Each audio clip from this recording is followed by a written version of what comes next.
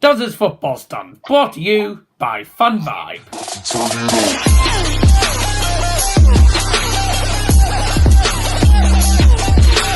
Hello and welcome to Dazzers Football Stand, ladies and gentlemen. It's Donald Johnson from Middlesbrough, North East of England tonight. Welcome to something brand new on the channel. Not sure what it's going to be called, but we will decide that a bit later on after the video is ended. This is an upload, this is not a stream. Something new, and it was an idea, and obviously I brought on the guy who created the idea in the first place. I will introduce him in a minute. Something about football, could possibly turn into a channel called FanVybe Podcast. You know, probably next couple of months or so, if these videos are going down well, and we'd be uploading them on that channel instead of Dazzers Football Stand. Obviously, I've got the main guy on. We could have one or two other guests on next week along with us too. So who knows? This is probably going to be a weekly thing, but I don't know. First time I've ever really done this. So let's get into the banging video. So I am proud to say I'm joined by the guy who has only created this idea a couple of days ago, and decided to follow it. It should be an interesting one. I'm joined by the creator of the idea, Rocksunic. How are you doing, mate? Welcome to the channel. I'm doing fine, you? Yeah, I'm doing fine, thank you. Welcome to the channel, mate. Looking forward to getting into these 6 topics. We won't be talking too much. I don't want it to be a bloody 30-minute video, but who knows, if it ends up like that, it ends up like that and stuff. Well, let's get straight into it. Topic number 1, ladies and gentlemen, is going to be introduced by Rocksunic. So, the Middlesbrough game is what we're talking about right now. So, Topic number 1, Brentford versus Middlesbrough.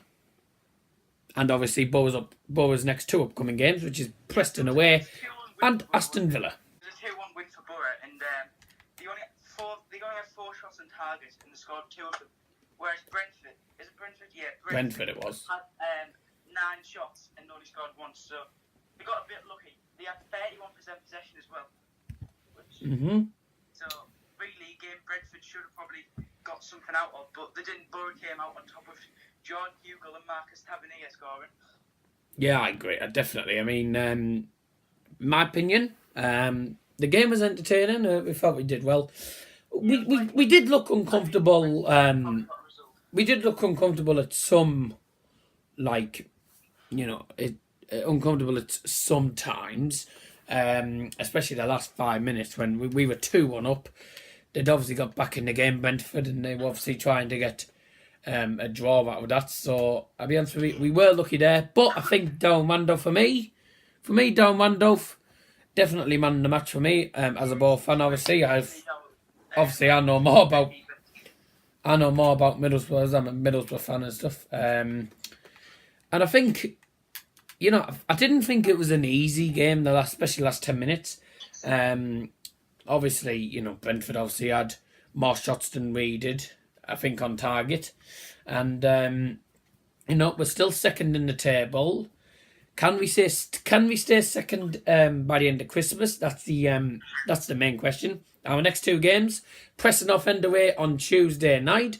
That's a game that you would expect Borough to win, but having said that, they beat Blackburn Rovers. They beat Blackburn Rovers 4-1.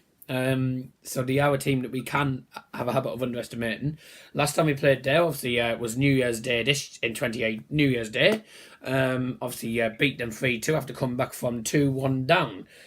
John Hugel obviously scoring a goal for Preston that day. Yeah, he's been a real revelation, hasn't he? Hugel. He's been scoring a few goals for the season, since he came. Yeah, he has started to score.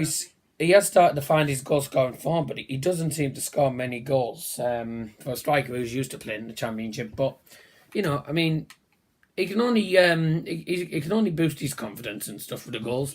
And then on Saturday, it's the big game which I am absolutely dreading because I think we'll get absolutely tortured. It's Middlesbrough on Sky Sports again at home to Aston Villa. Yeah, well, what a game that will be. Obviously, Pulis, he's a great defensive manager. Defensive manager. So it's going to be quite hard to see whether Borough can actually get goals. I think they might do quite well at keeping them out, but I'm predicting a 0-0 draw for that game. I've predicted a 2-0 to Aston Villa. I'm not confident at all. Never been confident when we play Aston Villa, because Aston Villa is one of Bo's bogey teams, like Norwich. And I know Nick Muller, who's probably watching at the minute, he obviously said that Norwich and Aston Villa are Ipswich bogey teams. So a lot of people's bogey team is Aston Villa, so it's not much of a surprise. Yeah, with Aston Villa, there's two types of teams that can show up, because one day you could be playing by far the best team in the Championship, and then the next time you could be playing like just this mediocre side that anyone could beat, really. So it will be interesting to see who shows up for them, really. Be interesting, but I hope we can get a point at least. But I don't think we'll get anything from it. Anyways, on to the next topic, guys. The next topic is just how tight the Championship is this season. It's been really quite tight. Yes, and you'll see what I mean when I show you the table. 2 ticks.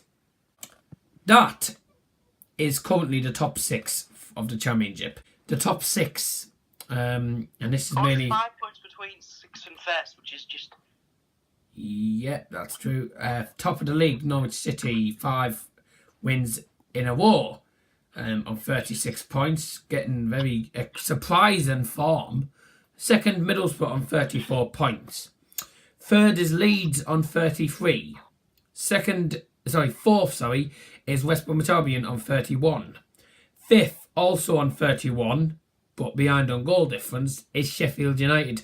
Sixth, behind on goal difference, Derby County. It's 36, 34, 33, 31, 31, 31 and 30.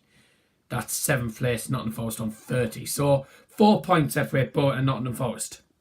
Even a team like Forest, if they can get a few wins together, like say now, or even going into the Christmas period, if they can get a few wins together, they could easily go top or second, first or second, just off a few wins and maybe a few draws from Norwich. And don't forget, obviously, that this is a Nottingham Forest side who have one of Borough's most successful managers since 2006. Yeah, Karanka is one of the best Borough managers in recent history, in my opinion. Yeah, he was. In my opinion as well. His first season was good, but we didn't get through to the. We got to the playoff final and lost that. Yeah. It was a shame. Then the next year next year that all changed and we got promoted on the last day, getting a point against Brighton & Hove Albion, which turned to be a crucial one.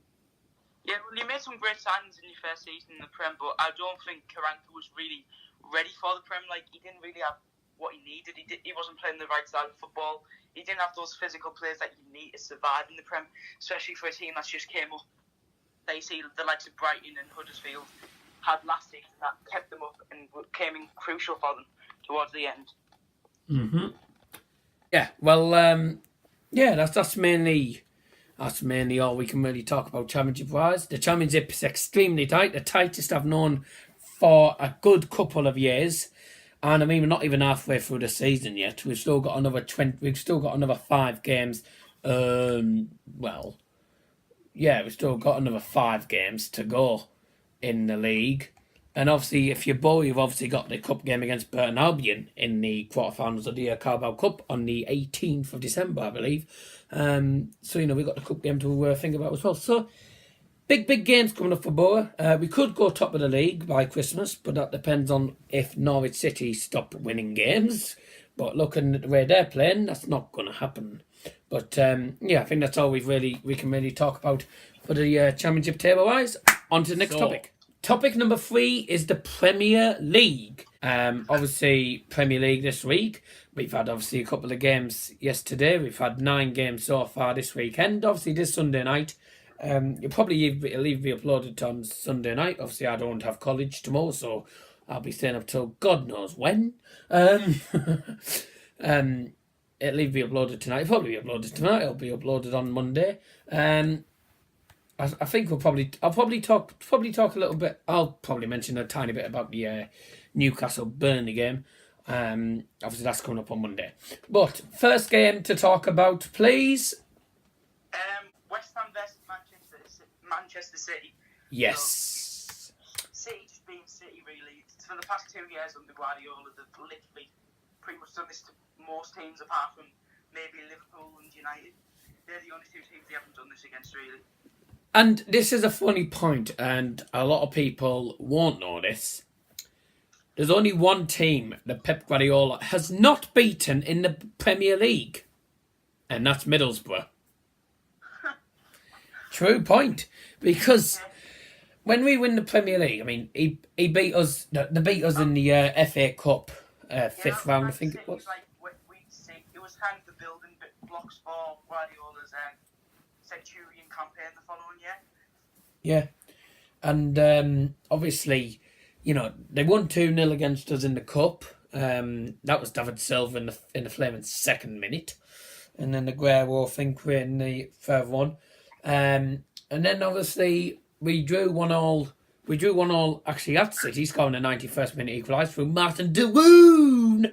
And then obviously they denied us 3 points at the Riverside because Leroy Sané decided to be a cheating pleb by diving. Sané, he scored a brace against West Ham, 2 goals. One in the 93rd minute.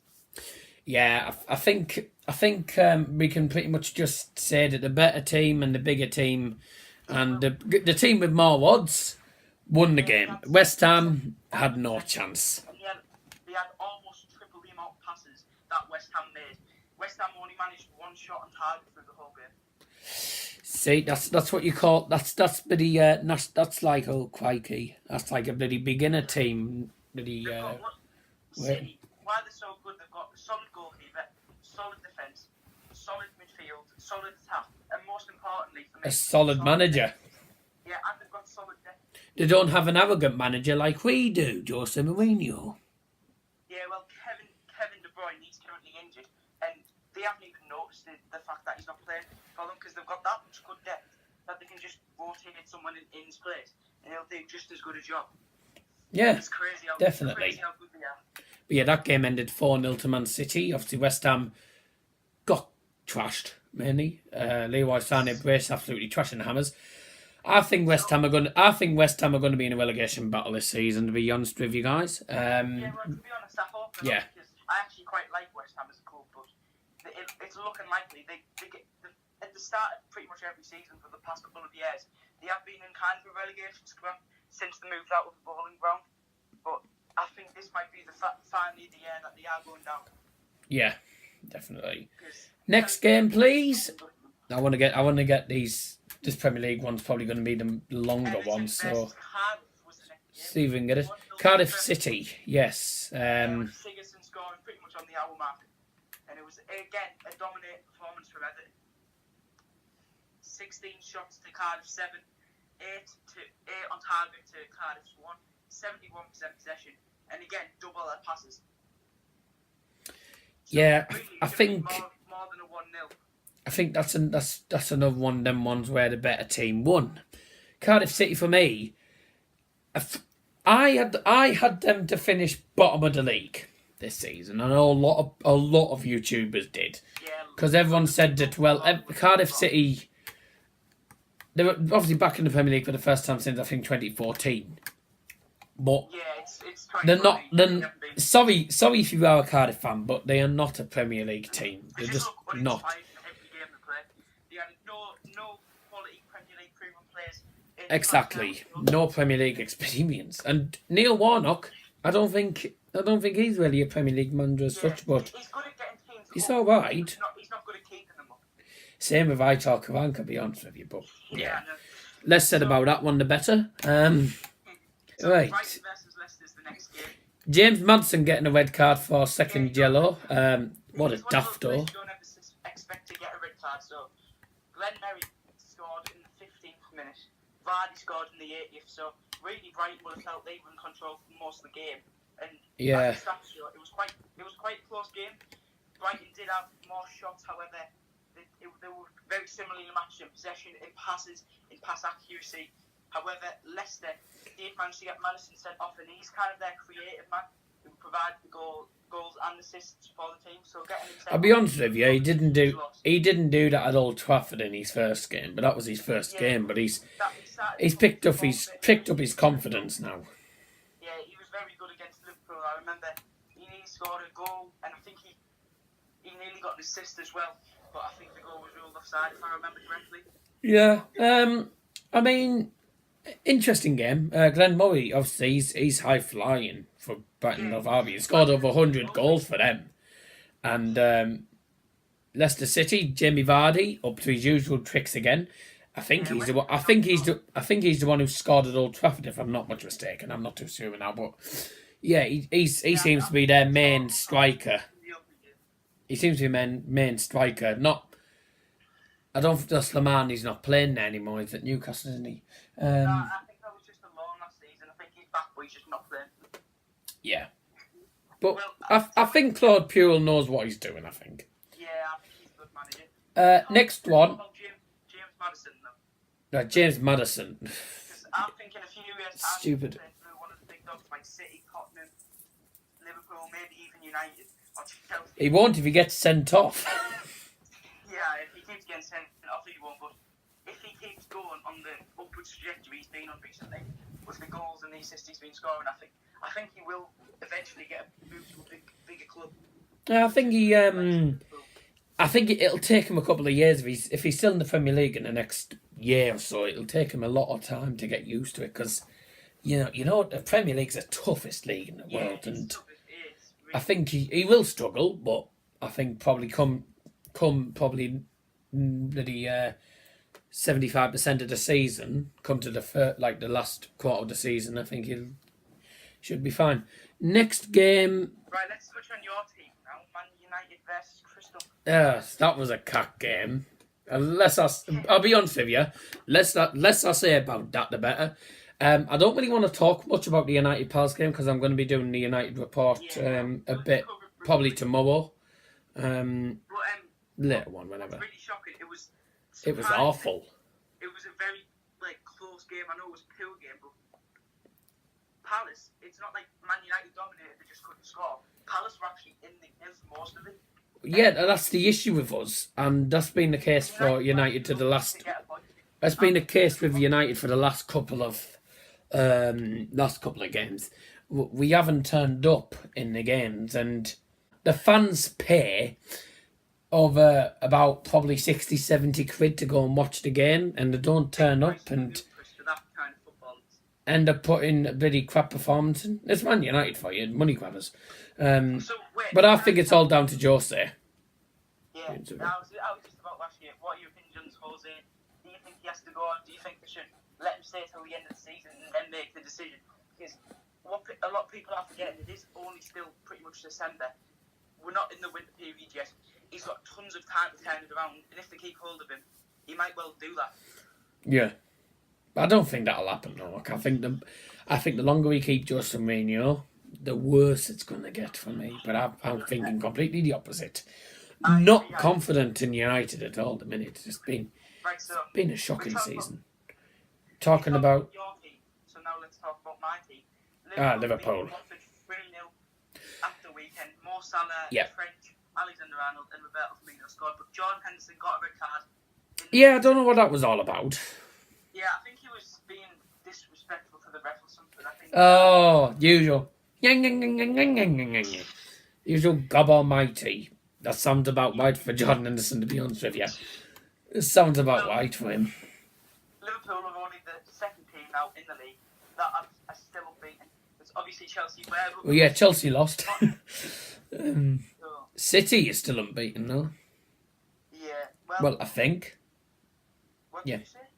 I think they're still unbeaten. Who? City. Yeah, City is still unbeaten as well.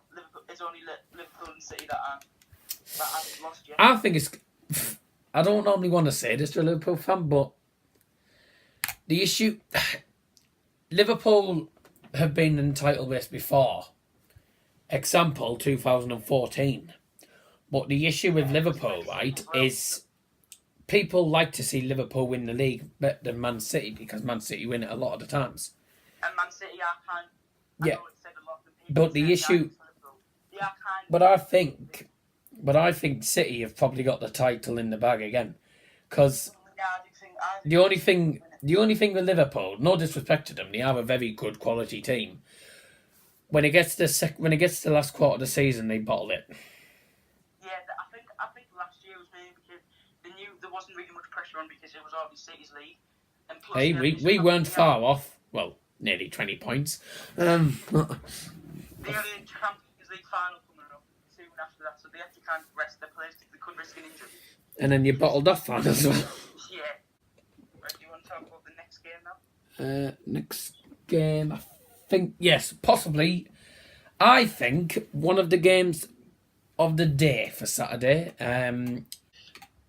The game of the day, I think, in my opinion, or one of them, Fulham 3, Southampton 2. Now, if you're Adam Smith or ADM23, I feel sorry for you.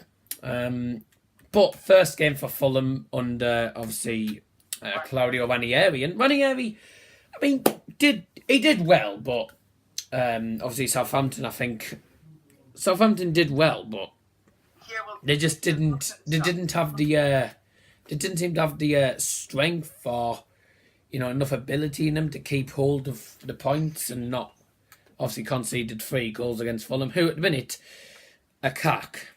I'll be honest with you in a minute. Yeah, well, looking at the stats, it's a game that reminds me of Leicester's title winning season because Ranieri, he wins games like off the counter attack, and if you look at the stats, Southampton clearly deserved to win based off stats, and Ranieri, he won games like this, just quick goals off the counter. That's how he won the league with Leicester, and I think, I'm not saying Fulham are going to win the league, but I think Ranieri is going to be crucial to Fulham staying up.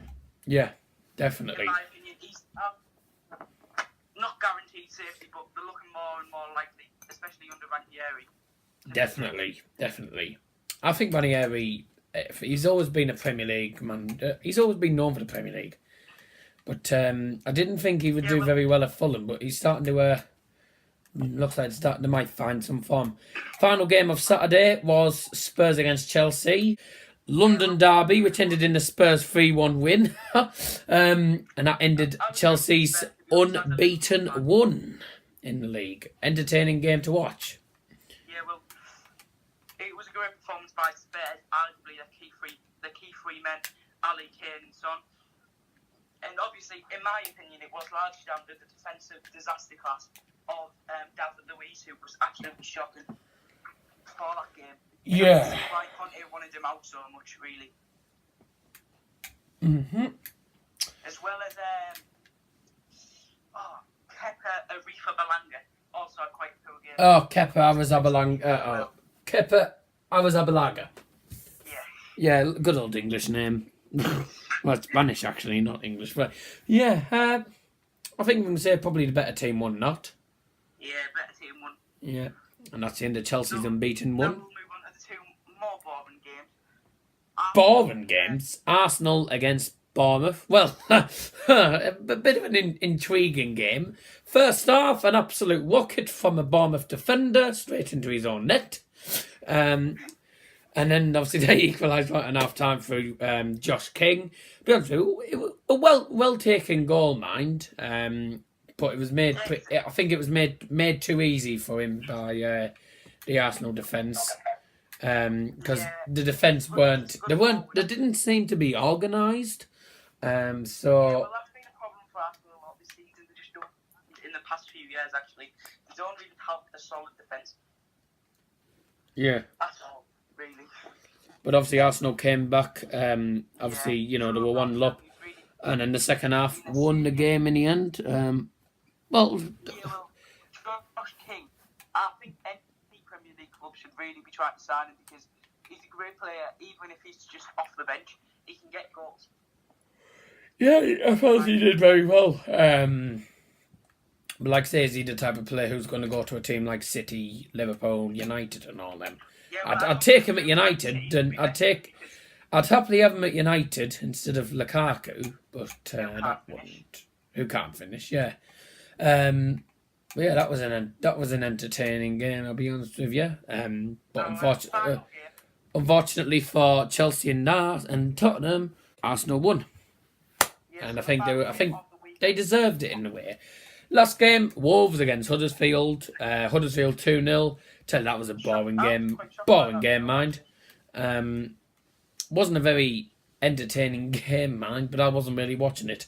But 2 goals for Huddersfield. Apparently Wolves were pretty lacklustre, according to 1 or 2 people. But, well, despite Fulham's win, they are still bottom. And Huddersfield, despite Huddersfield being in 14th place, which in your head is quite far away from the relegation zone, you think you're safe there. You're not. 2 points clear of it. It's like, Yeah. Yeah, I felt Huddersfield did well, but Wolves apparently didn't turn up, so... Yeah, well, the bottom half of the table it's so close. There's literally 1 point. There's 2 or 3 points in 20th to 12th. Which See, it's just as tight as the Championship, isn't it? Yeah. Final game. I'll just give my quick thoughts on the Burnley Newcastle game. Burnley v Newcastle, obviously a turf moor. I think Burnley will win that. With the fact Newcastle are doing pretty cack. I think Burnley will win 2-0. Newcastle haven't really played up to standard this season so far. Which I know as a Borough fan, it's a shame. But obviously I'm not biased, but there's a lot of Borough fans who actually cheer when they always cheer every time Newcastle lose. And I think Newcastle will lose again because I think Newcastle they don't seem to turn up this season at the minute. I think Burnley have got this one in the bag. But not good enough to get past Burnley. You are a solid team. Yeah, definitely. On to the next topic. This will be a long video, I told you guys. Next topic. Topic number 4. Real Madrid. Now, Real Madrid this season, I don't think they're going to win the league. Simple as. I do not think Real Madrid are going to win the league. We're going to keep this short and straight, as short as possible. 3-0 hammering off Eibar, who are relegation favourites. And the Borough player scored for them. Kike. Oh, yeah. Didn't even notice that. Yeah, Kike Garcia plays for Eibar. And Real Madrid have been absolutely cack, especially under their Lopetegui manager. I don't think they've got some. Is it internal manager? They've got at the minute. Interim manager. Yeah, who at the minute's not doing any good either. 6th in the league. Barcelona are top. You can't be getting 3-0 losses away from home to teams like Eibar. If they want to even challenge Champions League, I think they're in 7th or 6th place in the league. If they want Champions League football, in my opinion, they're going to have to win. That's the only way they're going to get it, because I think they're heading to the Europa League this year. Yep, they're 6th in the league on 20 points. Hello, Sevilla have just gone top of the league. Oh, really? Yeah, well... 26 points. Yep. Between Bayern and Atletico, because that was a really good game. Bayern left it late with Ousmane Dembele, who did score. And in my opinion, he's one of the best youngsters in the world at the minute. He just needs a bit more opportunity at Barca. Yeah. I mean, it's not Bayern, Barca. I meant Barca. Barca. 20 points from a possible 39. Now, it's not the form you'd expect Real Madrid, but it's exactly pretty much the same form as Manchester United at the minute. Sorry, but that's not the type of form I would expect Real Madrid, who are supposed to be tipped to win the title. Sevilla could actually win it. I mean, 20 points for Real Madrid, 26 points is top of the league, Sevilla, so it's getting tight. I don't think Real Madrid will even get... Sorry, but the way Real Madrid are going at the minute, I don't think they'll even get to the... I don't think they'll even get to the Champions League. Eibar are 9th. They've just moved down to 9th because obviously Girona won today. When they beat Real Madrid, they were 8th, so they've moved down to 9th now. But like I say, Real Madrid doing pretty cack, and I think if they don't start putting in performances and getting a better manager in, I think they're going to end up, Solari's first game as permanent boss. I beg your pardon. He's just got the job until 2023, Yeah. hasn't he? But I don't think he'll last until I don't think he'll even last the whole season at the minute because Yeah, I know. Real Madrid just don't turn up. This is a It's question for the end of the segment. Do you think Sevilla could win La Liga? no. I don't know. This year, Barcelona have to be the best. Neither Atletico and certainly not Real Madrid. Yeah, So it's more possible than ever, really. definitely. But yeah, that's the end of the Real Madrid point. Topic number 5, ladies and gentlemen, it's FC Bayern München. Now, Bayern Munich. Obviously, I'll probably be doing most of the talking.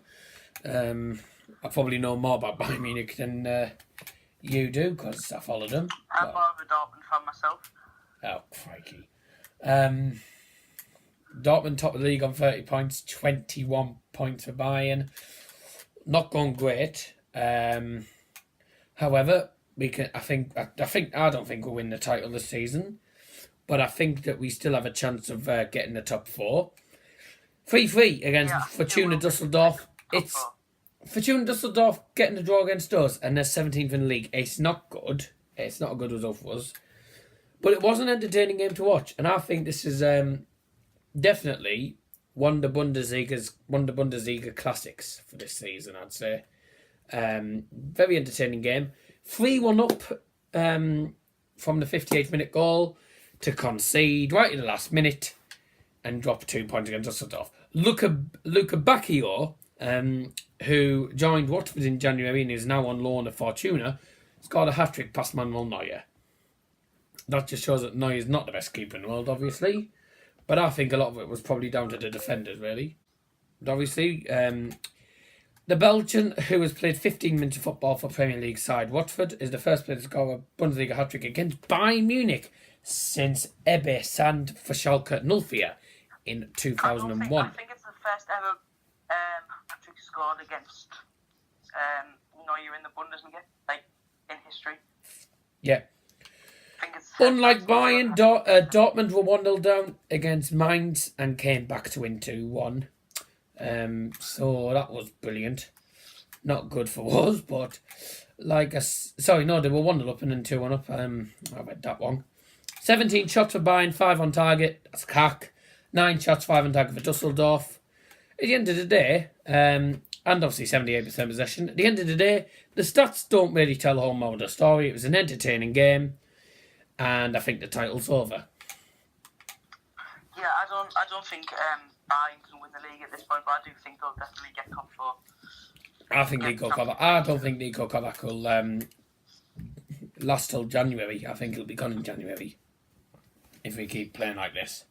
The good thing about this is we're scoring goals, but our defence is cack at the minute. Yeah, I agree. Not especially the fact that you've got such good defenders, though. This is a worrying sign. And Jack Frankfurt a second.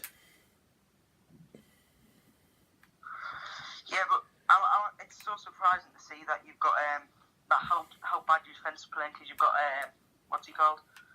Hummels, Boateng, Kimmich. Hummels, Boateng, some of the best defenders like in Kimmich, the world, really. Alaba, Yeah, Martinez, Neuer, Starker, Ulreich. Oh, well, yeah. Right, yeah. Yeah, I think the title's over. We're 9 points below Dortmund, so it's not going too well, but I think that's really all we're going to talk about for this topic. But yeah, on to the next topic, and the final topic of this long, intriguing video. It's been an entertaining video, this.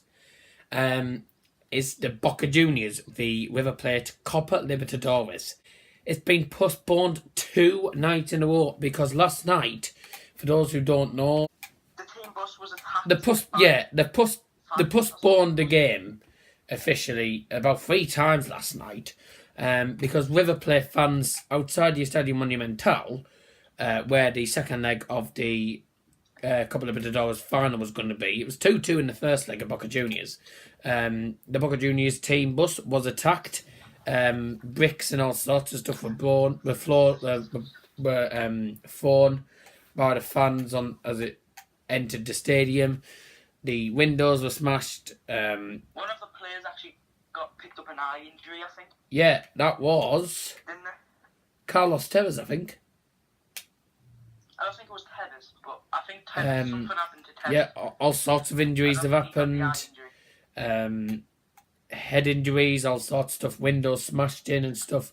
And I think it was rearranged to be today. We don't know when it's actually going to be. But Club Atletico Boca Juniors made a formal presentation to CONMEBOL on Sunday to request that the final of the Libertadores to be played in conditions of equality. After the acts of violence suffered in the vicinity of the stadium, having noted the magnitude and seriousness of them and the consequences they have generated in its establishment. Can I just say something about it? Yeah. It's such a shame it has to be played behind closed doors, because one of the best things about that game is just how passionate the fans get over it. Yeah, I know it is a shame about that, but it's a shame they have to take it too far and actually resort to. Yeah, I know. That's I know it's a shame about that, and it's it's the biggest rivalry in Argentina history. No, not in the world, in Argentina history.